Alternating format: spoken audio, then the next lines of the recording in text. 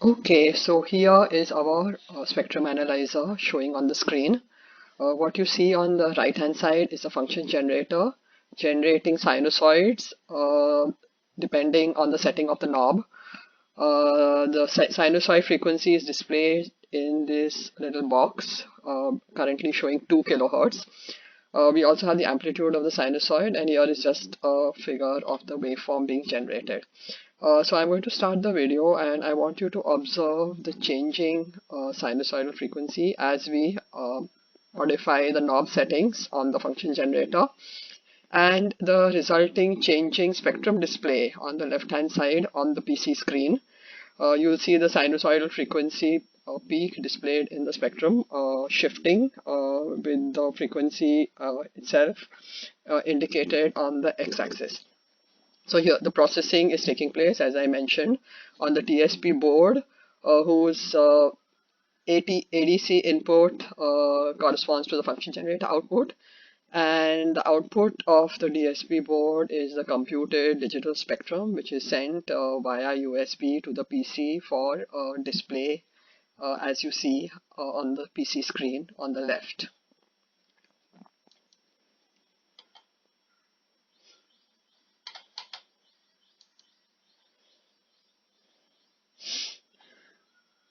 Okay, so you can observe how the peak is shifting as the sinusoid input frequency alters. So we are essentially sweeping through a range of frequencies here. We've reached 11 kilohertz now, and you can see that the spectrum, magnitude spectrum display is being continuously updated. Okay, so let us pause and reflect on the method and implementation behind the real-time spectrum analyzer application that we just witnessed. So what is our signal flow and processing framework? Here is a possible high-level schematic. As we know, the spectrum is computed on a block of n samples to obtain the n-point DFT. We must therefore segment the incoming signal into n blocks and do FFT on each block and refresh the display. So let us think about what are the implementation considerations in this continuous monitoring task. We need a block of data for the FFT computation. We will, of course, use the shortest block size possible in order to keep up with the changing properties of the signal so that we can refresh the display as often as possible. As soon as we acquire n samples from the ADC, we will call the FFT program on the DSP processor to compute the spectrum.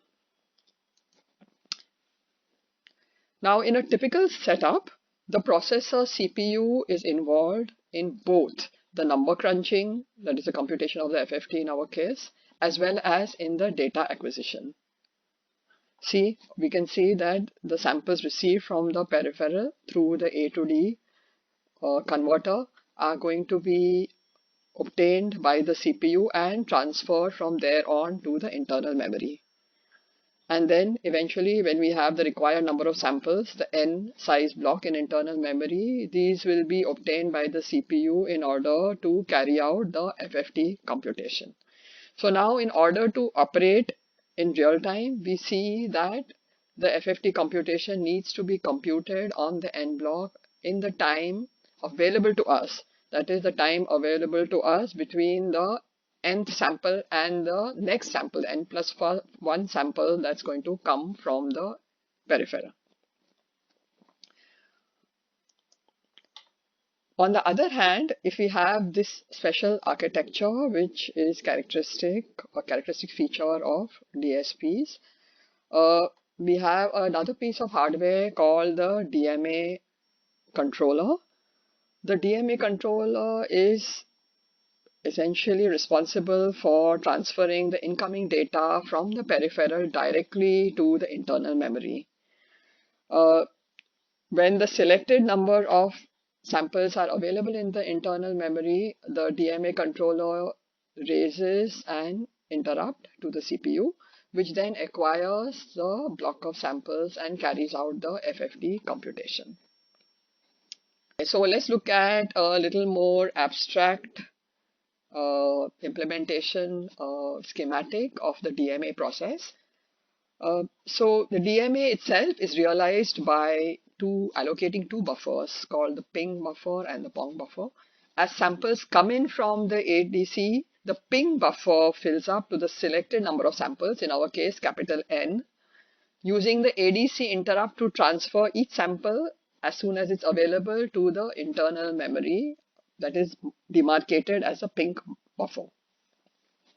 Once the buffer is full, the DMA controller raises an interrupt at this point for the CPU to start processing the block of N samples in the ping buffer. So here we have the ping buffer in the algorithm that is under computation in the whatever the CPU operations are. In the meanwhile, the incoming samples are now being streamed into the pong buffer. And of course, this process continues. Okay, so having understood these two different frameworks, one with DMA and the other without DMA, let's uh, understand the different timing considerations involved. So let's consider, for example, an FFT block size of 1024 samples and the DSP working at a clock frequency of 100 megahertz.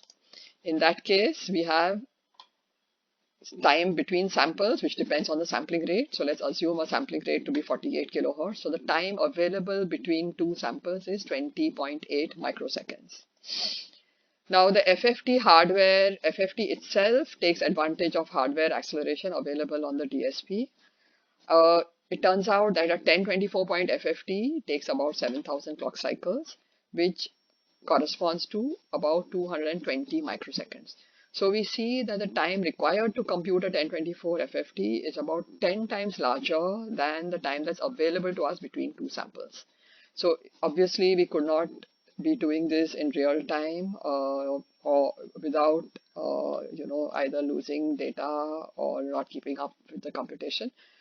So let's consider what happens with the availability of the DMA feature. In this case, of course, as we discussed, we have the entire acquisition time of 2024 samples available to us to compute the FFT, because the CPU can continue to work on the algorithm while the next buffer of data is being acquired directly by the DMA controller and transferred to memory. The sample acquisition time for 1024 samples turns out to be 20.8 microseconds into 1024 samples, which is 21 milliseconds. So this is considerably larger than the time required by us to compute the 1024 FFT on the CPU, and therefore we are well within the time available, and the CPU can probably do a whole lot of other operations on the block of samples that's already been acquired.